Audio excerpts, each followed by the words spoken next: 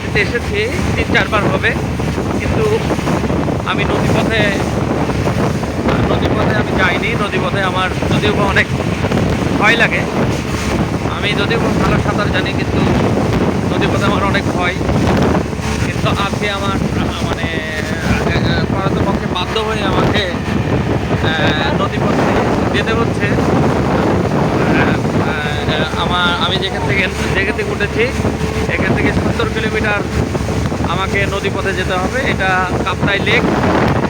এই লেকটা অপরূপ সৌন্দর্য, যে চারিদিকে বড় বড় পাহাড়ের মাঠ দিয়ে লেক বয়ে গেছে। এই লেকটা আসলে মূলত যেটা পাহাড়ের ঢল, যে ঝর্ণা বলে, এই ঝর্ণার পানিতে এই লেকের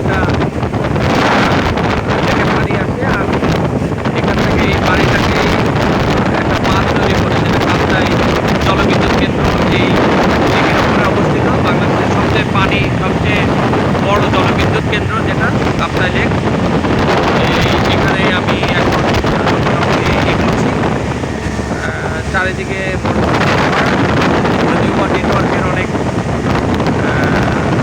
অনেক প্রবলেম। এই যে এটা অনেক চমৎকার, অনেক না দেখলে, উপভোগ না করলে বোঝা যাবে না যে এটা কতটা আসলে দুর্গম।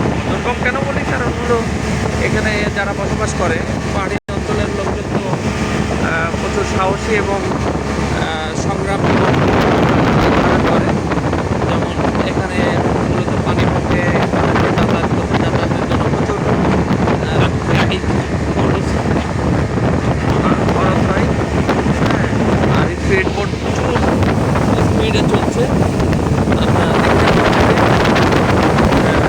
এটা প্রায় 45 থেকে 50 কিলোমিটার স্পিডে নদীর উপর দিয়ে চলছে। আর কাপ্তাই লেক শাখা উপশাখা প্রচুর। এইদিকে আবার ঢুকে গেছে, এইদিকে ঢুকছে, একদিকে গেছে, এদিকে গেছে।